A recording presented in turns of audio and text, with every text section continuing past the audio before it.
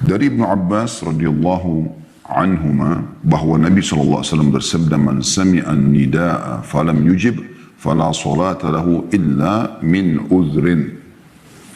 Barang siapa yang mendengar panggilan azan lalu dia tidak memenuhinya, maka tidak ada solat baginya kecuali karena uzur.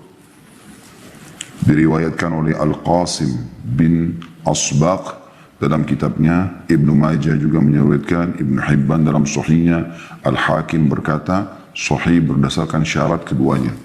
Maksudnya Ibnu Majah dan Ibnu Hibban rahimahumullah semuanya. Hadis ini teman-teman sekalian kelihatan secara zahirnya bahwasanya berisi sesuatu yang sangat tegas, terutama bagi laki-laki pada saat mendengarkan azan maka dia harus menjawabnya, dan makna menjawab adalah mendatangi masjid untuk sholat, karena kita sedang membahas untuk sholat berjamaah di masjid. Dan ini tentu tidak terlepas daripada hadis-hadis sebelumnya yang sudah kita bahas, bagaimana perkataan sahabat Abdullah bin Umar radhiyallahu anhuma, kami kalau seandainya ada orang yang tidak ikut berjamaah, maka kami bersangka buruk dengan dia di zaman Nabi SAW. Karena yang tidak datang sholat berjamaah, apalagi pada saat itu kita bahas tentang subuh dan isya, itu adalah orang-orang munafik.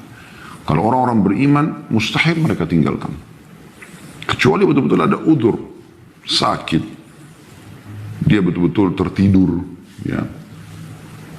Kalau anda masih ingat pernah Umar bin Khattab, di zaman beliau jadi khalifah, beliau sempat kehilangan seseorang, Sulaiman namanya. Kemudian beliau pada saat mau pasar di pagi hari lewat depan rumahnya Sulaiman, menemui ibunya Sulaiman. Lalu bertanya, kenapa Sulaiman aku tidak lihat hadir sholat subuh tadi? Ibunya mengatakan semalam suntuk dia tahajud. Kemudian dia ketiduran. Jadi nggak sempat ke masjid gitu. Kata Umar bin Khattab, aku sholat subuh berjamaah sekali saja. Lebih aku cinta daripada semalam suntuk aku sholat malam. Nah, dan saya sudah jelaskan teman-teman sekalian bagaimana sholat malam ibaratnya seperti ikan teri dibandingkan dengan sholat subuh yang ikan paus besar. Karena itu wajib dan ini sunnah. Walaupun sholat malam punya keutamaan gitu. Jadi saking pentingnya ya, menjaga sholat berjamaah itu. Hadis ini kita ambil dua mutiaranya. Yang pertama adalah wajibnya menjawab azan, dalam arti kata menjawab untuk sholat. Perkataan muadzin hayya 'alas shalah hayya 'alal falah, dan di sini Al-Mundhiri rahimahullah masukkan dalam ancaman meninggalkan sholat jamaah. Boleh masukkan hadis ini, artinya sholat berjamaah di masjid. Sekali lagi kita bukan bahas kaum wanita. Wanita memang lebih afdal di rumah, walaupun mereka boleh ke masjid, tapi ini bagi laki-laki. Kalau anda tidak punya uzur, gak ada alasan untuk sholat di rumah. Pergi ke masjid. Dari pemimpin negara sampai masyarakat biasa. Siapa lebih mulia daripada Nabi Muhammad SAW? Siapa lebih mulia daripada para sahabat Nabi Ridwanullah alaihim, Abu Bakar, Umar, Uthman, Ali, Khulafaur Rasyidin? Mereka selalu sholat 5 waktu di masjid. Bahkan mereka mengimami orang. Subhanallah, mereka tidak pernah ketinggalan sholat itu. Yang terpenting adalah hubungan mereka dengan Allah Azza wa Jalla. Banyak manusia di zaman kita sekarang lebih mementingkan hubungan dia saja. Kepentingan dia sama manusia. Sebatas datar sekali. Mereka tidak pernah konekkan hubungan mereka sama sang pencipta Allah Subhanahu wa Ta'ala. Padahal itu asas segalanya. Bertauhid, mengesahkan Allah Subhanahu wa Ta'ala dan hanya bergantung kepadanya. Takut dan cinta ya, kepadanya, pada Allah Subhanahu wa Ta'ala. Dan ada hadis yang menjelaskan, kalau Allah sudah mencintai seorang hamba, Allah akan buat manusia menerimanya. Kalau Allah membenci, maka Allah bisa membuat orang lain membencinya. Ya. Maka ini yang luput, yang harusnya kita perbaikin tentunya. Dan saya sudah ingatkan dari awal kita belajar kitab sholat ini, perbaikin segala sesuatunya dari sholat, teman-teman sekalian. Mau memperbaiki keadaan ekonomi, mau memperbaiki keadaan akhlak dan adab, mau memperbaiki apa saja, mau menyembuhkan penyakit supaya sehat, cukup mulai dengan sholat. Sholat tepat waktu dan berikan haknya. Subhanallah, dalam kitab ini ya, jilid 1 Sahih Targhib Tarhib, mungkin 1/4 daripada kitab ini itu semuanya, atau bahkan bisa kita katakan setengahnya, khusus masalah bab sholat. Dan banyak sekali hadis yang kita pelajari. Subhanallah.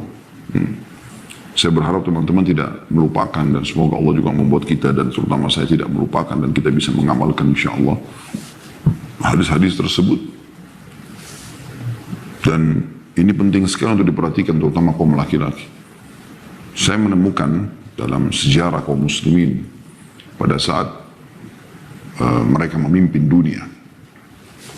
Jadi bagaimana masjid itu bisa dikatakan tidak pernah kosong. Mereka selalu penuhi, terutama kaum laki-laki. Hanya datang sholat 5 waktu. Kalau ada penyampaian ilmu mereka duduk. Kalau tidak ada mereka sholat saja.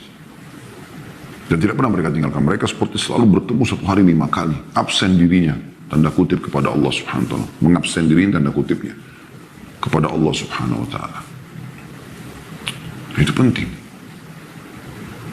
Nabi SAW mengimami sholat berjamaah kecuali beliau punya udzur, beliau safar, beliau sakit. Kalau enggak, beliau mengimami di masjid beliau sallallahu alaihi wasallam. Abu Bakar, Umar, Uthman, Ali jadi khalifah juga begitu. Kita temukan para khulafa atau para pemimpin yang datang setelah dinasti Umayyah, dinasti Abbasiyah, umumnya mereka juga melakukannya di masjid. Saya kemarin terakhir mendatangi Turki kurang lebih mungkin 2 bulan yang lalu. Salah satu yang dibahasakan oleh orang Turki yang sedang membantu kami pada saat itu, kenapa masjid banyak sekali? Mirip sama kita Indonesia, ya, banyak sekali masjid. Tapi ada satu bahasa yang saya sempat tarik pada saat itu. Karena memang secara sejarah saya lihat memang yang membuat adanya kejayaan bisa bertahan bagi kaum muslimin, ya salah satunya masalah ini. Cuma banyak orang tidak melihatnya, yaitu menjaga sholat berjamaah di masjid.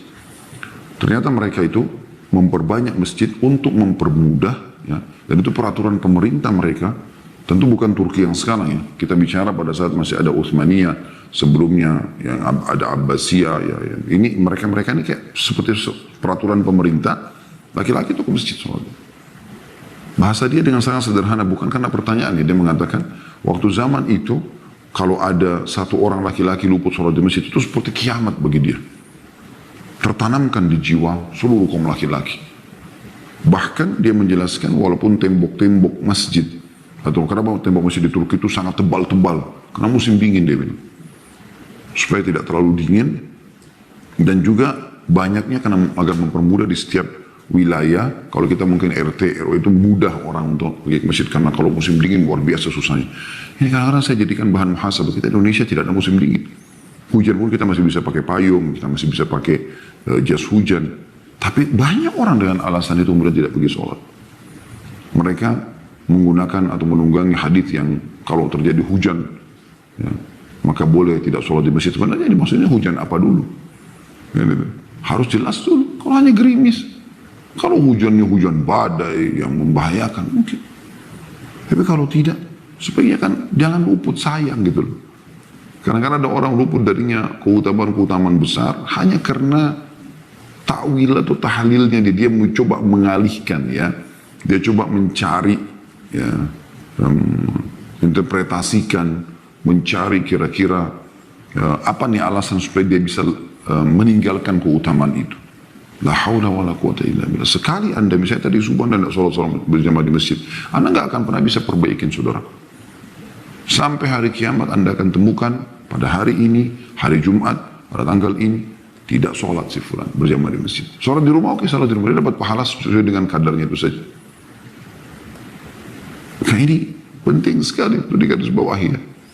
Tentu memang dalam pendapat ulama ada yang khilafiyah.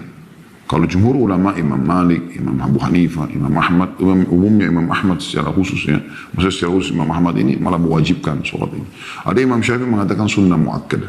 Sunnah muakkadah pun sholat di masjid adalah sesuatu yang sangat ditekankan, nggak ditinggalkan begitu saja. Seperti itu, ya. Saking pentingnya untuk dijaga, teman-teman sekalian.